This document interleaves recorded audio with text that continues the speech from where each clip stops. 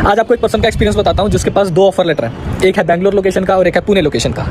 आपके पास किसी और स्टेट का हो सकता है, बट ये वीडियो बनाने का पर्पस सिर्फ यही है, how to decide between multiple job offers. Okay, क्योंकि मैं सिर्फ अपनी वीडियोस में पैरामीटर्स बताता हूँ, बाकी आपकी लाइफ, आपके पर्सनल चॉइसेस, कि आपको उसमें से कौन से आपके प्रायोरिटी पॉइंट्स बनते हैं, उस हिसाब से आप अपना डिसीजन ले सकते हो। लास्ट में डिसीजन किसका होगा? आपका। मैं सिर्फ आपको एक अपने पॉइंटर्स बता सकता हूँ, अपने एक्सपीरियंस से कुछ पॉइंट बता सकता हूँ। अब बंदा पुणे में रहता था पहले, बैंगलोर चला गया पैसे के लिए, बिकॉज ऑफर आया अच्छा। फैमिली कहाँ पे थी सारी? पुणे में।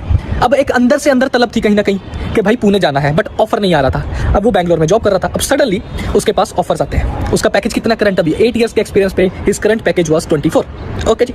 अब उसके पास 2 ऑफर आते हैं। एक आता है बैंगलोर लोकेशन से जो बोलती है हम आपको टोटल 40 LPA देंगे, 33 फिक्स्ड होगा, 7 वेरिएबल होगा।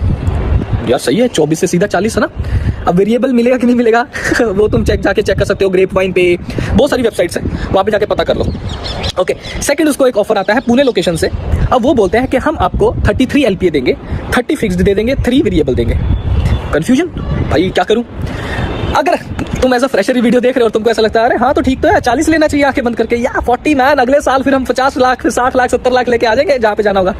क्या रियली में ऐसे जॉब्स मिलती हैं कि आज मैंने एग्जांपल, मेरे पास 20 लाख का पैकेज है और मुझे सडनली 30 लाख का आ गया, अगले साल मुझे कहीं ना कहीं से 40 मिल जाएगा, ऐसी चलती है? नो, ये कर्व होता है, कर्व। आप एक स्टेज पे जाते हो जो पीक होता है, उसके बाद मैं नहीं बोलता कि डाउन आता है, बट वो स्टेगनेंट हो जाता है ग्राफ आपका। फिर एक कुछ ईयर्स आपको एक स्टेज पे गुजारने पड़ते हैं, फिर उसके बाद क्या होता है, फिर आप दूसरे जो पिछले वाले लोग होते हैं वो बराबर आने लगते हैं। फिर अब वो जब बराबर आने लगते हैं ना, फिर आपको लगता है यार अब मैं पीछे रह गया, फिर अब स्विच मारता हूँ, फिर एक कर्व जाता है ऊपर। तो बट जो एक आपका स्विच होता है ना, मैंने अभी ऑब्जर्व किया, जिनका पैकेज 30 अबव है, ओके, वो जनरली उनका ये लास्ट ही क्या होता है, स्विच। मैं फैंग की बात नहीं कर रहा, बिकॉज फैंग में भी ऑफकोर्स एक स्टेज आती होगी, ऐसा तो है नहीं कि वहाँ पे भी सब लोग ब्लाइंडली स्विच कर रहे हैं, नहीं। अगर आपने देखा होगा ना, जो बंदा एक बार 5 इयर्स प्लस एक बार किसी फैंग कंपनी में चले जाता है ना, वो वहाँ से हिलता नहीं है, वो बैठा रहता है लॉन्ग टर्म। अगर आप ऑब्जर्व कर लो, सिर्फ स्टार्टिंग के 3-4 साल के अंदर अंदर जिसको स्विच मारना होता है वो मारता है, ओके, अदरवाइज वो बैठा रहता है। मैं यूट्यूबर्स की बात नहीं कर रहा, बिकॉज उनका सेकेंडरी सोर्स ऑफ इनकम भी है, इसलिए वो वहाँ पे तो बैठे रहते हैं। बट जो दूसरे लोग भी होते हैं, एक्सपीरियंस लोग, वो नहीं हिलते हैं, because at the end of the not day, after some years, designation matters. आपके पास कितनी पावर है, आप हमेशा life time technical developer switch नहीं मार सकते, एक स्टेज आएगी आपको वो चीज़ छोड़नी पड़ेगी। ओके, तो now back to the question, आपकी नीड क्या है? फर्स्ट ऑफ ऑल आपको किस लोकेशन पे जाना है, क्योंकि एक स्टेज के बाद वो पैसा नहीं मिलेगा। जैसे अभी इसको देखो, अभी 33 आ गया। अभी यहाँ पे 2 सिचुएशंस हो सकती है, मेरी बात ध्यान से सुनना। 40 लाख का ऑफर उठाया, ज़्यादा मिल रहा है बैंगलोर से, ठीक है। कल को दिल किया अगर पुणे आने का, तो स्विच मारेंगे, चांसेस बहुत हाई है कि वहाँ पे या तो सेम पैकेज मिले या तो कम पैकेज मिले। अब तुम्हारी मजबूरी है ना, कंपनी बोल रही है भाई मेरा इससे ज़्यादा बजट नहीं है।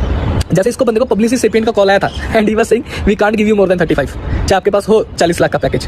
ओके, कॉमनवेल्थ करके कंपनी है, चलो बता दिया, खुश। अब ये एक ऑप्शन हो गया कि बैंगलोर वाला ऑफर उठाया, कुछ साल बाद या तो सेम पैकेज पे या तो लो पैकेज पे पुणे आ गए, 7 लाख ज़्यादा मिल रहा था ना साल का, ठीक है। या फिर कोई बात नहीं, पुणे आ गए, थोड़ा यहाँ पे 1 साल काम करेंगे, फिर एक अच्छी चाहे डेजिग्नेशन पे स्विच कर लेंगे, डेजिग्नेशन के साथ पैसा आ जाएगा। बट क्या तुमको वो रिस्क लेना है या तुमको ये वाला रिस्क लेना है? अब दोनों केस में रिस्क है, गारंटी कुछ नहीं है, no guarantee at all, risk है, किस्मत है। तभी तो बोलता हूँ एक स्टेज के बाद किस्मत काम आती है, हार्ड वर्क नहीं। ओके, एक स्टेज के बाद किस्मत काम आती है।